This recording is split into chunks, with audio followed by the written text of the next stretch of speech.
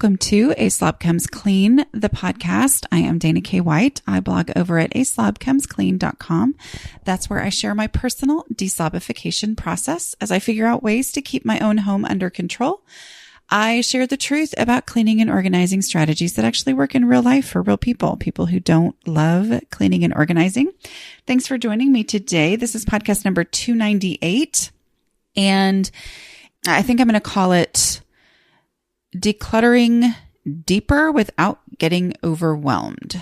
So we'll see if that's what it is. But I'm talking to Jessica, and we are talking about going beyond the visible spaces and kind of taking that next step in decluttering. So this is my final podcast before my summer break. For those of y'all who are new around here, I do take summertime off to be with my family and also just to kind of let my brain rest, because it is a bit of a grind to come up with things for each week. And I always feel refreshed and ready to get back at it when I come back in August. So I will be back. I think it's 2 weeks in August, 2 Thursdays in August. So whatever that means, but, it's helpful now to have podcast sponsors. In the years when I did this before I had sponsors, I'd be like, yeah, I'm going to come back in August. And then it was kind of like, well, when I feel like coming back, that's when I'll come back. But this is helpful to have sponsors. That's why sponsors are a good thing. Anyway, I do want to tell you a couple things, just real quickly before we get into the podcast, because it is the end before summer. So a couple of things. Number one, subscribe to the podcast. What that does is it means that when I do come back, it's going to just automatically appear in your feed and download. So I do recommend that, because otherwise you might get used to not hearing me and forget that, in case you have time passage awareness disorder, like I do, made up by me. But anyway, in case you have that, you're not going to be like, oh, it's October. Where's Dana? I thought she was going to come back. And you just haven't remembered to go back and check on that. So you can do that. Also, just wanted to remind you that Make Dinner Happen, my course where I teach you by video, day by day, 14 meals, that help you learn my easier process of getting dinner on the table. Basically by pre-cooking meats, but then I have 14 days of recipes based on the pre-cooked ground beef and chicken that just help you learn this, which then you can apply to whatever style of cooking that you like, whatever recipes that you like, meal plans. I use this same method using meal planning services. So anyway, I'll talk a little bit more about that at the end, but I do want to remind you, you can go to aslobcomesclean.com/make dinner happen. It'll be available whenever, but summer might be a great time for you to kind of take advantage of that. So because these kinds of meals fit really well into out of routine times, which that is summer, because it helps you be able to get stuff on the table in 10, 15 minutes, less time than it would take to run to the grocery store. I mean, a drive-through.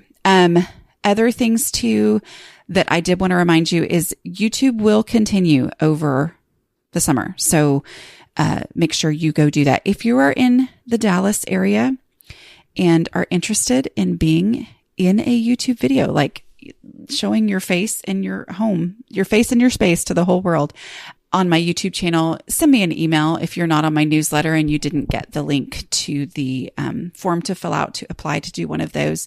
I'm going to be doing a 1 hour better series, meaning we're going to declutter in your home if you fit all the criteria and the timing works out and all that kind of stuff. So I'm not guaranteeing it'll happen, but anyway. But you can apply for that and just send me an email at aslobcomesclean@gmail.com, and I will send you the link to the form to fill out in case you're within 2 hours of Dallas. So, all right. Here we go.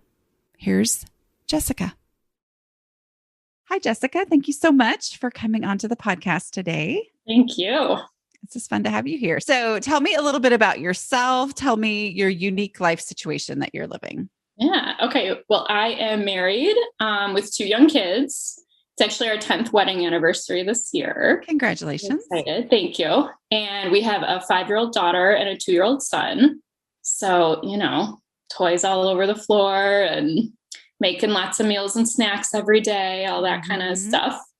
And let's see what else. My job stuff has changed a lot this year. I basically I worked for 12 years in HR at a large company, and then decided about a year ago to leave the corporate world and job. And now I'm basically at home with the kids part of the time, like half of the week, and then self-employed the other half. And we can talk about what, those jobs are if you want to kind of do a couple of different things. Yeah, but go ahead and tell us. So we own a couple of rental properties. So sometimes that's busy. Usually it's not, but things can kind of pop up out of nowhere with, things that need repairs or stuff like that. And then I just was certified as an IBCLC, which is a type of lactation consultant. So I'm working at a private practice with that. So that is really variable. Sometimes, some weeks I have a number of consults and I'm working with a couple of clients, and sometimes it's quieter. And then we do a lot of professional training with that too. So that schedule kind of varies a little bit. Are you on call at all with that?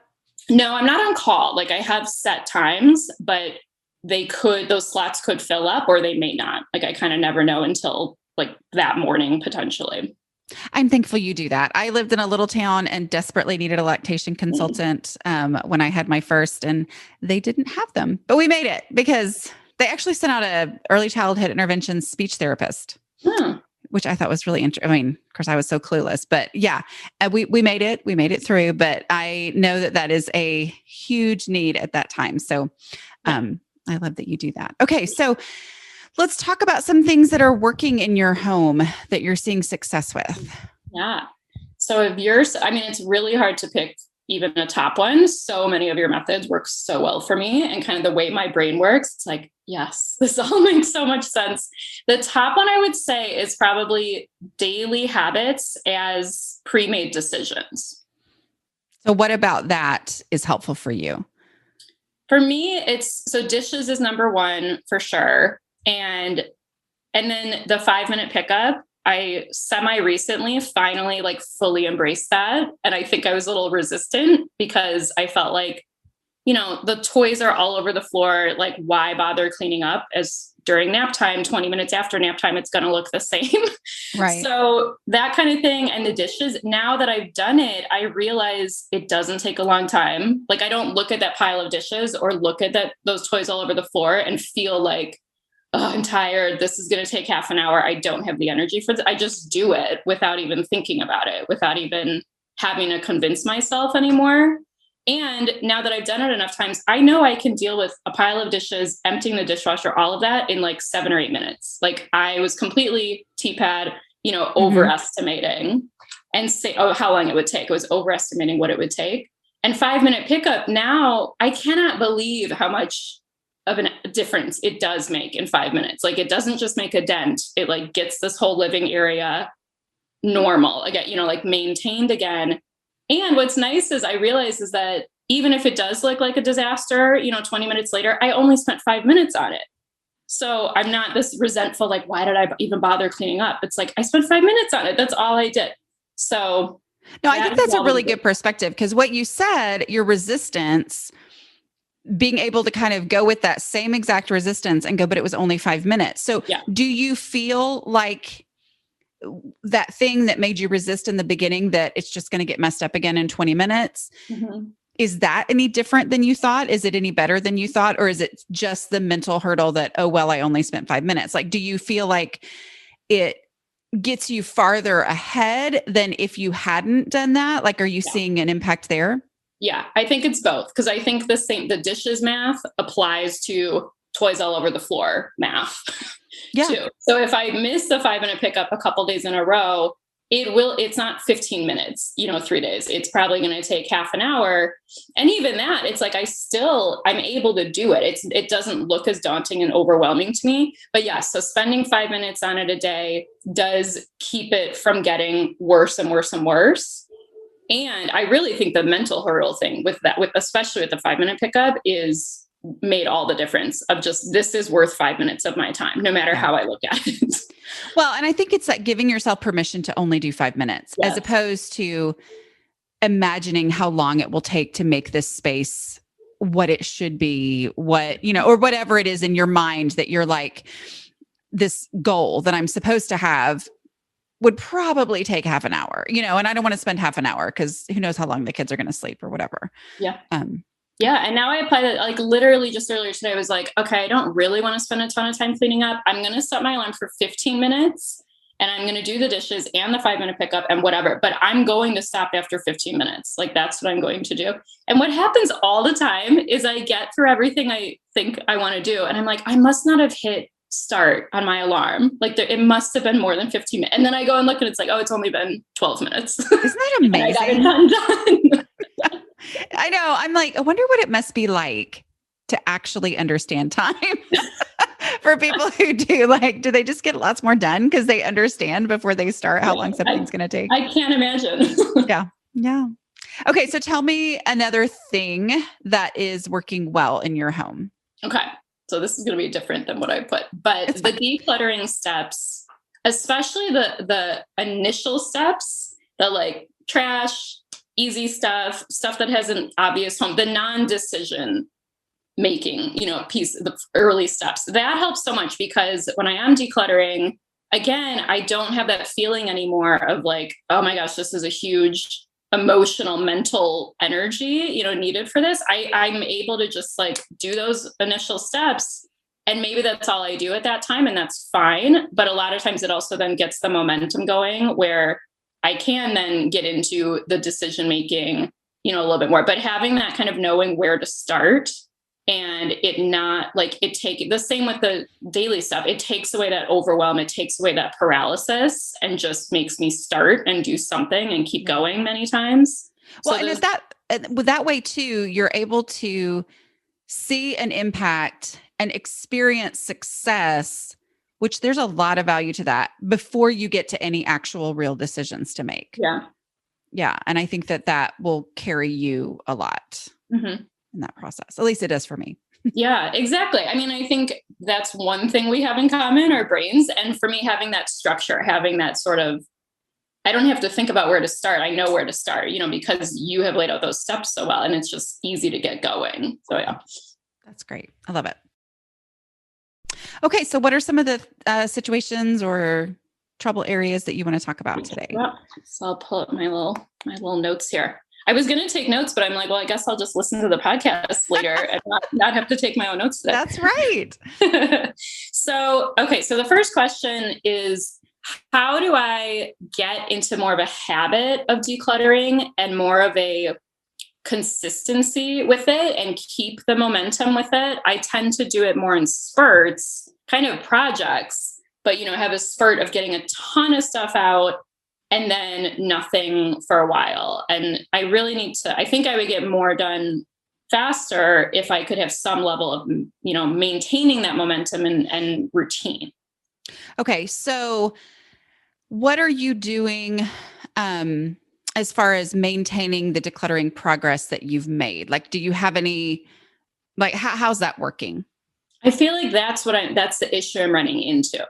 Like I tend to do decluttering as, okay, I have a chunk of time, like I have an hour or more. Okay, let me get a bunch out. Or there was like back in the fall, I spent, a couple weeks, like, chunks of time here and there over a couple of weeks and got rid of a ton of baby clothes, kid clothes, toys they'd outgrown.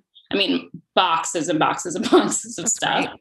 But I did the same thing for my kitchen. Like I probably in February or so after the holidays, I was like, okay, the holidays aren't going, it's a little bit of a downtime ish.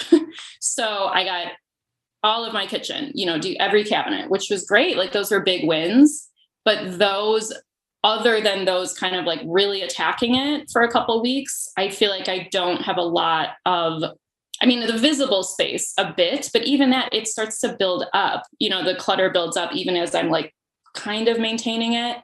So yeah, I've done it in these big kind of projects, these big spurts as opposed to maintenance. Yeah, I do want to say that big projects and big spurts are great for getting big decluttering progress done. And are you getting this stuff actually out of your house? Mm-hmm. Okay. So I'm sure you're seeing the long-term benefits in those spaces that you've attacked in that way. One thing I would say is you're talking about your 5-minute pickup and focusing on the living room.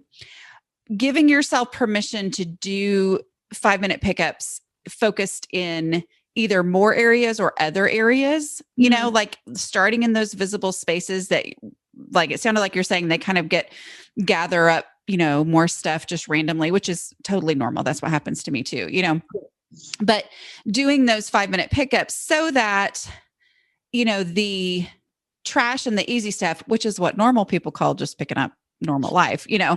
But so those things are getting dealt with, you know, maybe even it's just say, okay, I'm going to try to add another 5-minute pickup at some point. Maybe it, I'm not big on assigning it to a certain time of day, but you know, if you've been doing one during nap time, okay, is there another time of day where it makes sense? Maybe the kids are like occupied with something where I'm going to say, I'm going to do another 5-minute pickup and I'm just going to start in my entryway and see how I can work through the visible spaces, just doing a 5-minute pickup. Like, same thing. I'm going to be able to quit after 5 minutes.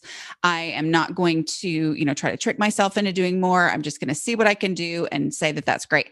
And doing that over time is going to start dealing with some of that clutter creeping back in. Because in the midst of a 5-minute pickup, I still go through the decluttering process. You know, I mean, I'm not usually getting all the way to the end where I'm making it, you know, consolidating it, making it fit or anything like that. But I do start with a trash bag in my hand and I just throw away trash, you know, and then I do the easy stuff. And usually those two things are, you know, what I get through and the 5-minute pickup is done. And then, you know, some random things. Do you have an ongoing donate box? Mm-hmm. Okay. So, you know, having that and making that part of the 5-minute pickup and completing it, you know, not like I'm going to make this an excuse since I only have 5 minutes to sort into little piles. No, I mean, like really taking things, you know, where you would look for it first, all that kind of stuff. And just applying some of those 5-minute principles to maybe just some other areas of your home where you feel like it's consistently creeping back in. Mm-hmm, mm-hmm. Do you do anything like that? No, that makes a lot of sense because I feel like I do mostly focus on the main living play areas when I'm doing the daily 5-minute pickup. It's mostly just, okay, let's get these toys put away. Mm-hmm. But yeah, it's saying, okay, and I'm going to do a quick 5 minutes in one of the bedrooms. Because all of them, mine being the worst, you know, but the kids' bedrooms could use stuff too. Yeah, like expanding to the other rooms, I think is something I haven't been doing as part of the daily thing. So that would be really helpful. Well, and then you also mentioned your 15-minute thing of I'm going to do the dishes, I'm going to do a pickup, and then I realized I've got 3 minutes left. Yeah. So because you'd already said you were going to do 15 minutes, say, okay, well then these 3 minutes, I'm going to go do the pickup process in the entryway and the dining area or whatever it is, you know, spaces that you have. Right. Even just that and saying, I'm going to make use of those 3 minutes, the more you do those small decluttering things, and that's not really adding in a whole new thing into your life. You know what I mean? Which can be really hard, especially when you have little kids and you're already feeling like, okay, I've got enough going on. Adding something else that I am supposed to do every day can be, you know, hard. So instead, just saying, I'm going to, if I ever have a little bit of time left over at the end of the 15 minutes, if you do that, then using it to work on the decluttering process in a visible space, you know, so that you start to do that, which then means that when it's time that you do have a chunk of time, then those spaces don't really need to be dealt with again. Yeah, or at least that initial easy stuff is done, which is nice. I don't have to spend an hour on the trash and the does, you know, it's like, okay, I have a bunch of time and energy to make decisions right now. Like I'm going to use this hour for that next kind of layer. If I can chip away at the little stuff, you know, in this way that you're talking about. Yeah. Yeah. And give yourself permission to say, you know, if you do have an hour and you're feeling like, oh, I should probably be working on these visible spaces, even though you've technically already decluttered them, do a 5-minute pickup in those and then go do your decluttering. You know, in the space that you're wanting to really tackle today. Yeah. No, I like that a lot. Cause that's where I feel like I mean, these like hour-long chunks I'm talking about, like those are few and far between. Right. Oh yeah. And I think that's what I've run into is with this new work schedule. I think I just imagined having all this time. And of course that hasn't happened. And then it's just much less of a routine than when I was in the corporate world. So I like that this can be, I mean, it's what is so nice about your methods overall. It can be done in a short period of time, or it can be done when I do have those long chunks of time. Right. Well, and it can be done when you don't know how much time you have. And Right. that right there is especially the key at your phase of life when you're at home. And I think that is where that's the challenge of staying home with the kids for the first time is before you did that, you were forced to find little pockets of time. And now all of a sudden you still need to find pockets of time, but it feels like I'm not for sure what's going on tomorrow. And so probably tomorrow is all the time in the world. I should just put it off till then. So it becomes really easy to procrastinate. Yeah. In that situation. So instead being like, no, I'm going to look for the awkward pauses within each day to, do 5 minutes of decluttering or whatever. So. Yeah. I like that. Okay. So I've solved your problem, right? You've definitely given me some good next steps to try. This is super helpful. Okay, good. Yeah. Well, what else would you like to talk about? I'm having trouble with getting kind of stuck in the visible spaces. So it's a matter of how do I, again, regularly, ideally, get to the invisible? So the cabinets that are closed, the closets that are closed, the drawers, there's definitely a lot of times that kind of my energy and my time is spent on the daily stuff and the visible decluttering or, making it look okay. And then it's hard for me to get to that final layer of the black hole, of the cabinets and the closets, consistently get to those and not just get through daily and visible. Yeah. Well, remember, there's never any wrong way to declutter. As long as you're getting stuff out of your house, you're being successful. And the visibility rule, when you are able to say the visible spaces are pretty good, you just start with whatever drives you the craziest. Or if you're not sure what that is, start with a space that you think, if I decluttered this space, it would make it easier to maintain my visible progress. Mm-hmm. So let's say it's that you have certain things pile up in this, corner of the living room. And I'm like, if that had a real home where not that we wouldn't still pile it there, but at least during the 5-minute pickups, I would have an exact place where it would go, during 5-minute pickups. And then look around in that general area and say, okay, then I can declutter this cabinet that then, that I don't really know even what's in there, that then might give a home for this other stuff, So really it's just up to you, what drives you crazy or what you feel like could make visible progress easier to maintain. Mm-hmm. So, hopefully once you get the visible stuff done and have you experienced the benefit? Have you experienced it's easier to live in my house with less stuff? Have you felt that yet? Yeah, but it's mostly because I think my visible spaces, it definitely goes up and down, but it's functional. Knock on wood, through your methods for sure. Cause I've been on your stuff for years, it has stayed functional. So I think what I've experienced the biggest, my life is easier now is when I get to those closed cabinets, closed doors, and then it's not this black hole. And now I can use this cabinet in like exactly what you're saying. Now I can put things away in it rather than I put something in there and I know that it's just going to be forgotten. It's just something in that cabinet that I don't even know about anymore. Go with the things that are out that drive you the craziest that they're out because you wish you had a place. And then near where that already is, so that when you go looking for it, it's hopefully going to trigger a little bit easier for you to remember, oh yeah, that's in that cabinet right there or whatever, because I'm used to it being on the floor or whatever in this spot. Right. Work on, creating that storage space in your home by decluttering these spaces that are the black hole, because I'm assuming that when you say black hole, you mean, that there's random stuff in there that might be hard to go through, but you also know that you pretty much never use that stuff. Right. Mm-hmm. Mm-hmm. So a lot of the areas, like if I think of cleaning out like the coat closet, or a lot of the things aren't this like emotional plot. I'm like, yeah, okay, I could clean out that closet. It would take the time and effort to do it, but I could do it.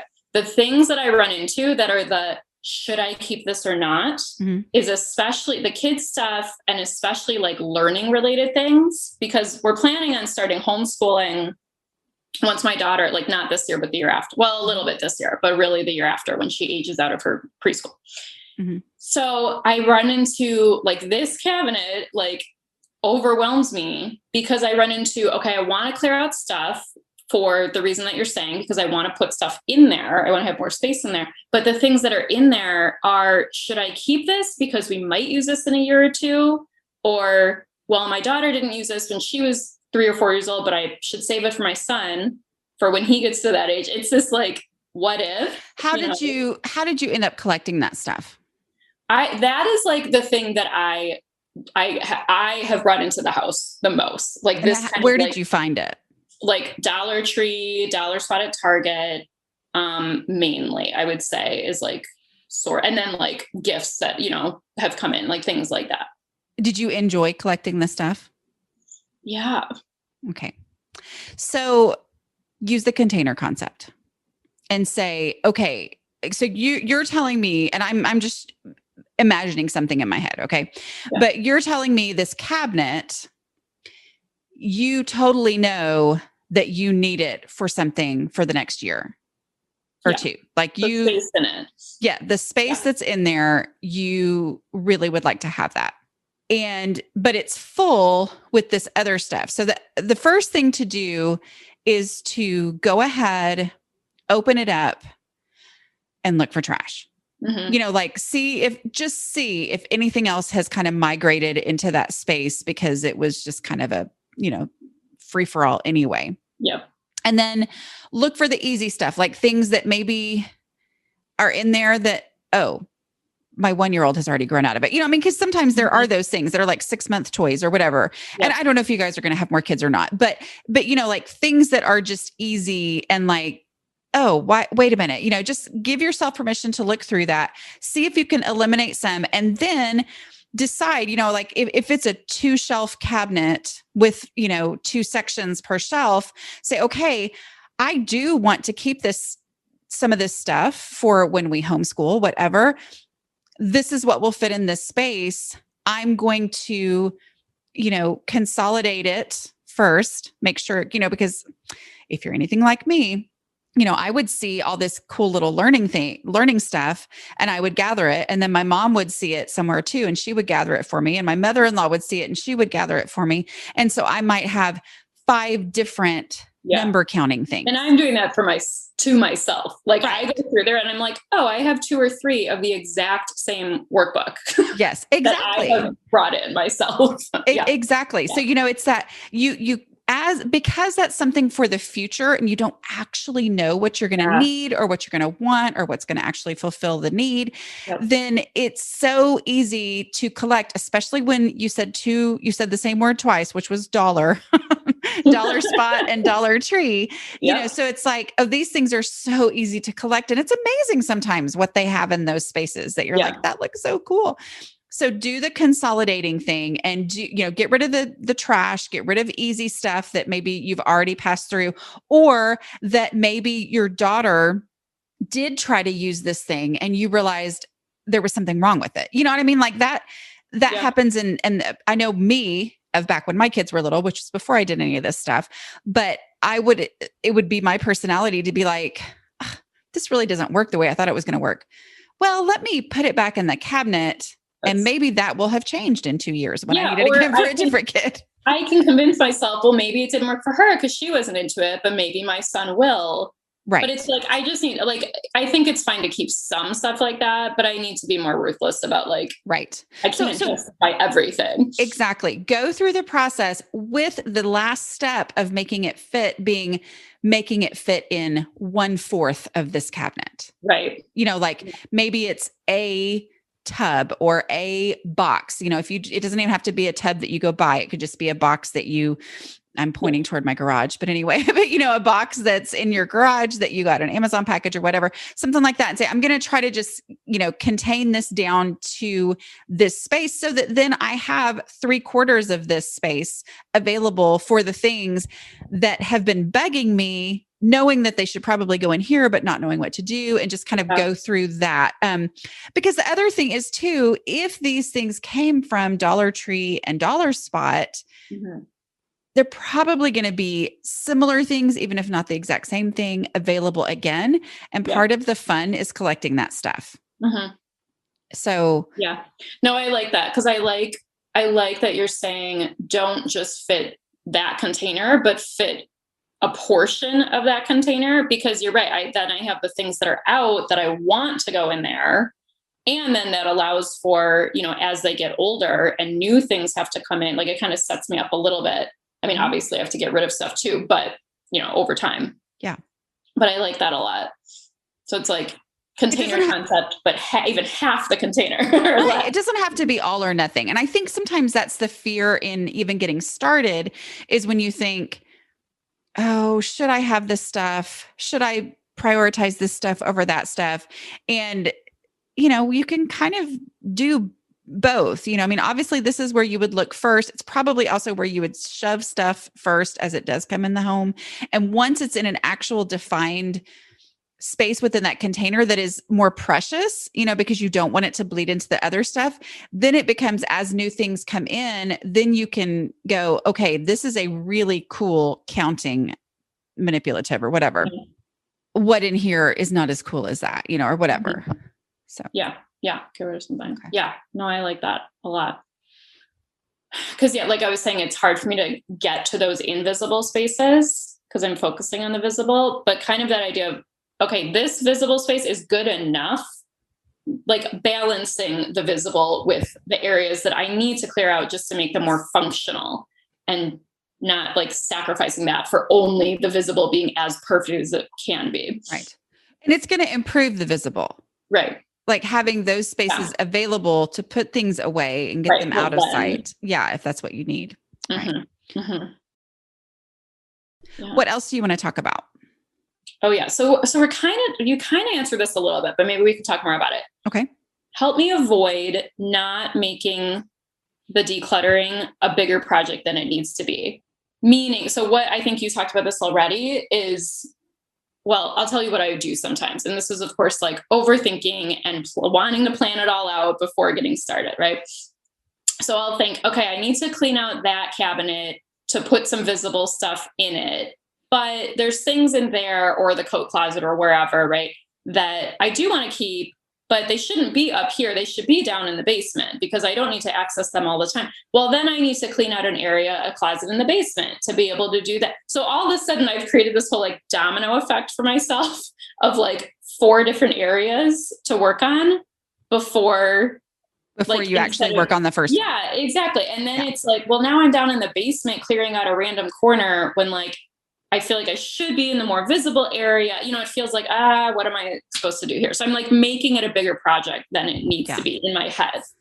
Yeah. I think with that, you already know, because you just said, I'm trying to plan out the project before I actually get started. Yeah. And if that, which it generally does for people like us, if you identify with how I work, this is how I work, that causes me to not get started, and then nothing's better. And then, so it really is a defeating way of doing things. So instead say, I have no idea how this is going to play out, but I am going to go through this space. Okay. This first space that was the first one, and say, where would I look for this first? Not where should I store these things, but where would I look for this first?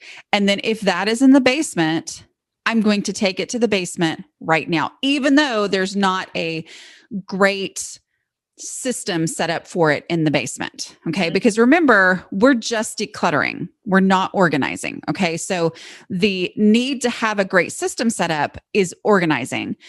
Just decluttering is putting things in their actual final home. Okay. Which is either in a very specific home in my house, or it's in the trash and gone. Okay. Or a donate box, whatever.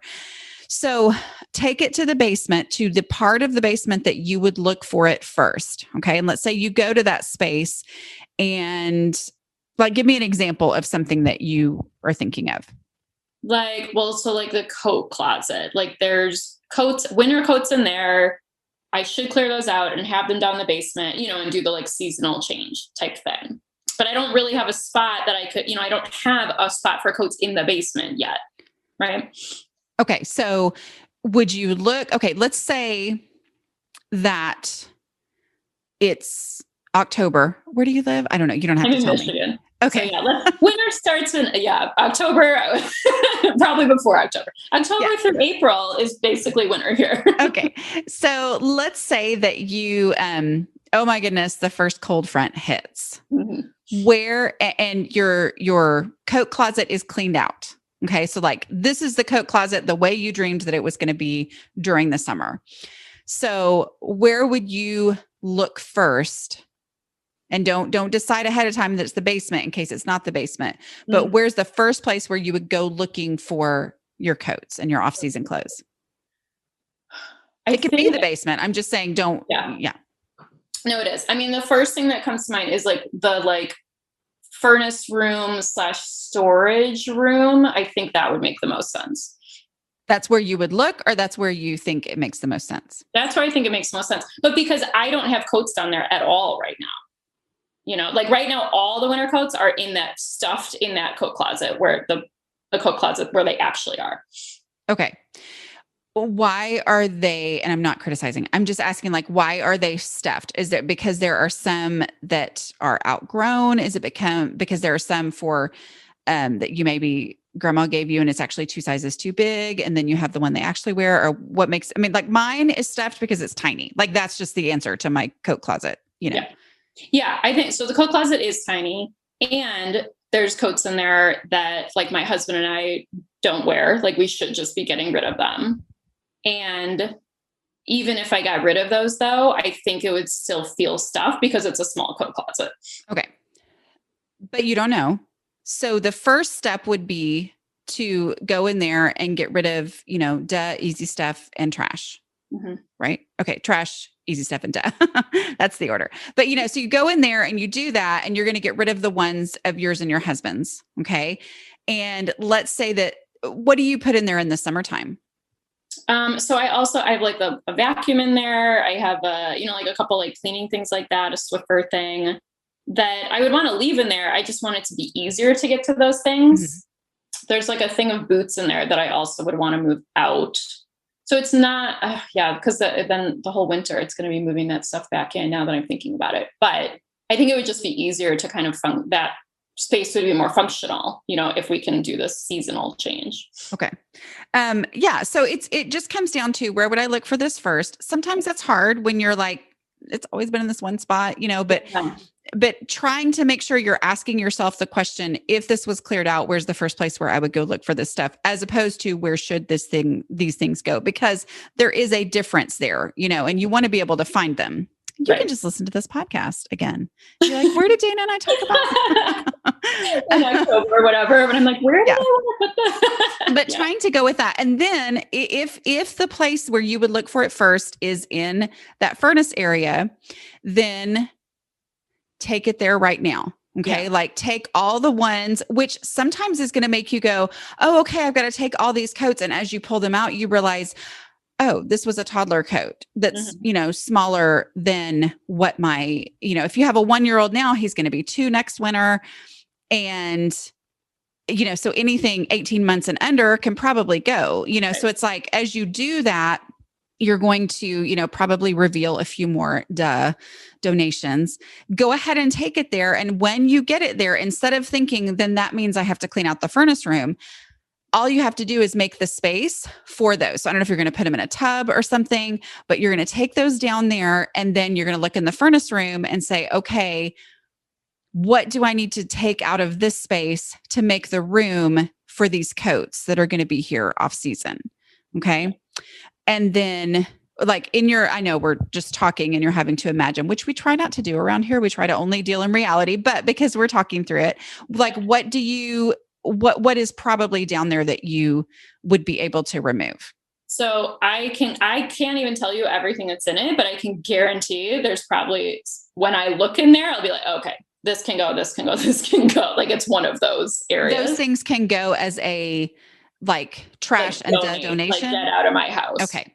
Yeah. Okay. So that would be the goal. Is like, Yeah. what is it that I can move and not have to keep going? But let's say that it's something that, okay, the only thing I can remove out of here is actually this thing, which I would look for at another place. And then you go put that. So all of those things are moving you forward in the decluttering process, even though it feels like I should get this space perfect first and I should get this space perfect first. Instead, it's my goal is to put things in their final home. Like that's real decluttering success, as opposed to, things being moved around and, never actually, getting things into their final home. The final home, whether it's the trash can or the recycle bin or the donate box or, a place in your house where you would look for it first, those are the key things there. Yeah. So, I mean, does that help at all? Yeah, no, it does. Just kind of thinking through it, that whole process that way. And I think your idea of the way you said it is like, there's a difference between that and then a separate thing is creating the system, like the things that need a better system of organization. Like that's a separate task. And I don't have to be thinking about that at the time that I'm just getting things to their final home. Right. Because if you're coming up with a system, it's very tempting to like think of ways to keep things that you don't actually need to be keeping. Yeah.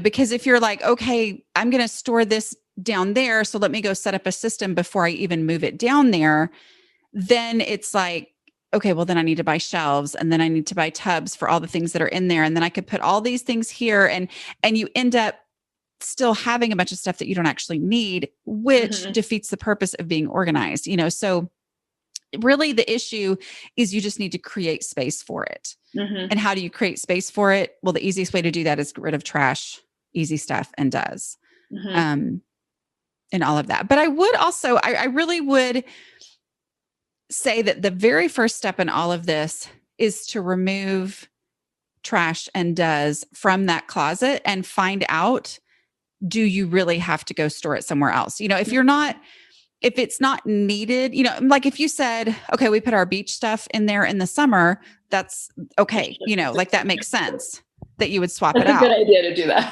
Oh, okay. But like if that's where you would look for your beach stuff, I don't know. But, but if you have something where, yes, every summer we end up shoving all this stuff in here and then it's all in there and then it's just crazy, then you may need to move that stuff and put them in off-season storage. But if it's the Swiffer and the vacuum cleaner and all that kind of stuff that is already in there with those coats anyway, and that's really the purpose of that space, then removing, which I'm assuming you have thicker coats than we do here in Texas, but removing, yours and your husband's 2 or 3 coats, might make you go, oh, well, this space is a whole lot easier. Plus maybe a toddler coat or something. No, that's true. I mean, you're right. Because maybe I'm underestimating, even if I remove that stuff, it's still going to feel really tight. It might be fine. I mean, I don't know until I actually do it. So that being the first step. It's the estimating that's the problem. It's just like the T-pad, it's this idea that, oh, well, I'm pretty sure this is how that would go. And this would be the result. And then you did it and you were like, oh, this is a lot bigger result than I really thought. And it didn't play out the way I thought it was going to be. Thought it was going to play out. So instead, just saying, okay, let me just do this thing. I know I'm going to have to, as part of this process, I would never move these 4 coats down to the furnace area because these 4 coats obviously need to go. So go ahead and get rid of those. And then you're looking at a much more realistic picture of what the space is actually like because you've gotten rid of the easy stuff and the trash and the does. Yeah. I like that. And this also, like I said, I kind of was like only thinking of doing this kind of thing when I have a big chunk of time. But even from what we've said earlier, I can picture doing, everything we're talking about, pull coats out that I know need to go. And even if I do decide to potentially bring things down to that area in the basement, clear out some space, like I can picture doing everything we've just said in like 15 or 20 minutes. And I mean, the pulling out the coats is probably a minute and a half. Right. I mean, like, like as you're walking by. And but I'm always amazed at that. And I think a big part of the difference for me where I really started making progress was to go ahead and congratulate myself and say, I decluttered something today, when all I did was pull out coats that we didn't use anymore. Like letting that be success and appreciating that. Because, if you get that space that much more usable, even if you don't finish it, every time you pull out your vacuum cleaner or your Swiffer, you're going to have a much better realistic idea of, is this space usable this way? Or do I need to, put things out? And if you, the other thing too, is if you're keeping, your daughter's 4, is that right? 5. Okay. So, if you're keeping, which is what I used to do, I would have the size 5 coat, but then I would also have the size 7, 8, 9 that people had given me for ahead of time. That's kind of a different story. Like that is something that, okay, maybe those are the things that need to go, down into the furnace area, is the clothes we're waiting to grow into, which then that's a contained space as well, because we can't just keep collecting forever all these things we might use in the future. Say, no, this is going to be our winter stuff so that I can know and rest easy that when the first cold snap hits, I'm going to know exactly where to go. And this is where my kids, cold weather stuff that they, will be able to grow into. Yeah. Will be. Yeah. That makes sense. And yes, I do have those the next sizes. I know, it's so tempting. Well, and it's also, it just makes sense, especially if people give it to you and you're like, to be grateful for that. I mean, I loved getting, especially coats. Coats are expensive. Yeah. Between gifts, like hand-me-downs, or like if I'm at the thrift store for some reason and I find one that's like really good quality and really cheap, I'm like, yeah, I'm going to pick this up. I do now have a list on my phone telling me what sizes I already have, so that I don't bring too many in that are like, duplicates. I'm trying to work on that, avoiding duplicate situation that way. Yeah.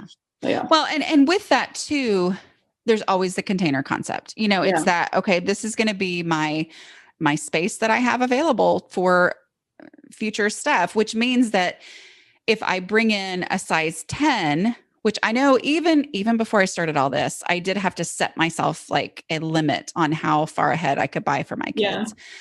But like, let's say I bring in this amazing size 10, going to put it in that defined space, in that, container, that has limits to it, is going to trigger things like, oh, that's right, I've got 4 size 7s or whatever, even if you didn't have it, written on your phone or whatever. Yeah. Yeah. Having that limit to it. Yeah. Yes. Yeah. I think the biggest thing, like this is helping me imagine going through that process. And also, like I said, just the reality of like having young kids home. It's like, I mean, I naively thought, oh, once I leave, my corporate job, like I'm going to have all this time. I'm going to get so much done. My big thing was like, I'm going to declutter my whole house like this year. Well, it's been almost a year, and a fraction of what I thought I was going to do, is what I've actually done. But I think this is helping me to just be able to chip away at it. Like imagine just chipping it away at it in those small pockets of time when my kids could come in and interrupt me at any moment, but, just keep chipping away rather than relying on big, time periods, because those are very rare. Well, and knowing that, I mean, you're at the phase of life where distractions are guaranteed. I mean, they are not possibilities. They're absolutely going to happen. You cannot predict anything. And that is one of the main reasons that it's hard to tackle a big project. But it doesn't matter, because you're not going to make a bigger mess. You're only going to follow these steps, and you're never going to put yourself in a situation where when the distraction happens, you think, oh no, it's like, no, you're making progress. Even if all you did was move 4 coats into the donate box, or move 3 coats down to the, off-season clothing storage in the furnace area. Mm-hmm. Yeah. I think it's changing my goal from like, I need to figure out this closet or this cabinet that's driving me crazy, that it's not, okay, that's not the goal. It's just spend 15 minutes on something. Like that's the goal, whatever happens. Or just the goal is really just less. Yeah. What can I take out of this space? Even if it's like, really, that's all I did. Right. Every time that you remove something, every time you get something out and take it to its final home, it's better. So, Well, tell me what you love about being a kindred spirit. So actually, I was just listening to another one of the recent Zoom calls. I haven't been able to make it to them, but listening to them, having the recordings is still really helpful. Oh, just good. like I put your podcast on like while I'm doing the daily tests and stuff all the time. So just having another, thing to listen to and hear what how people are applying it, and the wins that they're having is really helpful. I was like, I'm just very happy to give you $5 a month. Like I don't need any perk. I feel like I owe you more than that. So I'm very happy to support. And then it's nice getting the little perks too. Thank you. Yeah, I've really enjoyed the Zoom calls. It's kind of one of those, for those who are listening, we have been doing, I still haven't ever said this is a guaranteed thing because I'm always so scared of commitment. But yeah, we've been doing a once a month get together on Zoom. We vary it between morning, afternoon, and evening so that different people can make it, hopefully. And it's just really fun. It's really fun to see people's faces, to see, to kind of get to see people's spaces that they're in, when we talk about those things within the Facebook group. And yeah, I've really enjoyed that. So I'm glad that you're listening to those calls. Like I don't have the stats on that like I normally would have on my podcast. So I'm not for sure, how many people that are kindred spirits go and listen to those, but I love hearing that you do that. So I do. Great. Yeah. And like I said, I started on your podcast. My daughter was like a couple months old. So 5 years ago ish, and read both the books. I can't wait for you to announce what the next book is. I'm so excited to hear. So yeah, read the books, have them on audio, read most of the blog. I tell so many people about your stuff. I'll mention you to my friends. Like, if I told you about this slap, and they're like, yes, you've told me 8 times. Is she paying you to advertise it? What's going on? And you're like, well, if you would just go listen, then we could talk about it. Exactly. That's funny. Well, I turned in my edits for my next book, which doesn't come out till January of next year anyway. But when do you get to announce? How does that work? I don't know for sure. Okay. But I do have some good news. I made myself laugh a lot. I told my husband, I said, good news. Because I'm always like, I don't know. Is this actually good? And I'm like, oh, I've laughed out loud quite a few times as I did my edit. So I went, okay, good. Of course, I am someone who laughs at my own jokes anyway, but I'm sure it'll be great. I can't wait. Whatever it is. It's reading it immediately. It'll be fun. So. Okay. Didn't you love that conversation with Jessica? I do want to remind you that if you are interested in being a kindred spirit, if you are interested in applying to do one of these sessions, go to patreon.com/A Slob Comes Clean. That's patreon.com/A Slob Comes Clean. Or there's a link in the show notes as well, but that is how you become a kindred spirit, and you can join the Facebook group, which might be the thing that helps kind of get you through summertime when the podcasts aren't coming out new. But it's a lovely group. It's just people who are kind and all speaking the same language. Like that's what we're doing. We're speaking this language of clutter thresholds and visibility rule and all that kind of stuff. So that, sometimes, there's lots of decluttering groups that you can join. But if they don't speak that language, then you may be talking about, following my process, and yet people are like, what? And then you might have to explain yourself, but instead you just kind of go in saying, okay, I am doing trash first, and nobody's going to say, oh, well, then you should do this, this, this, and this. No, they're like, yay, trash first. We get it. That's how you break that feeling of paralysis. So, anyway, I just encourage you to check that out. And also, what was the other thing I was going to talk about? Oh yeah, the Make Dinner Happen.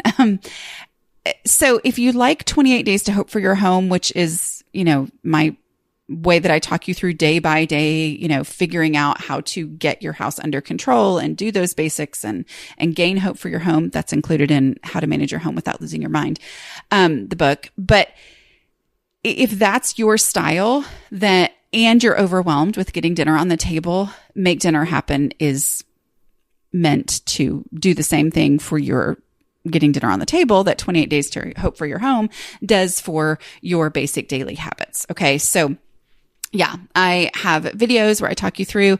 If you go to aslobcomesclean.com/make dinner happen, I show you a list of all the meals that are included and an ingredient list of like shopping, what it is that you're going to have to buy.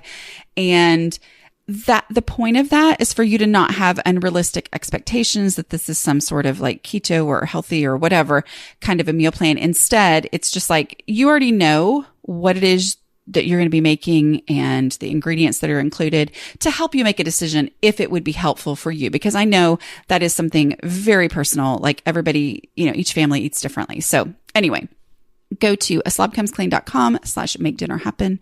And I think that's it.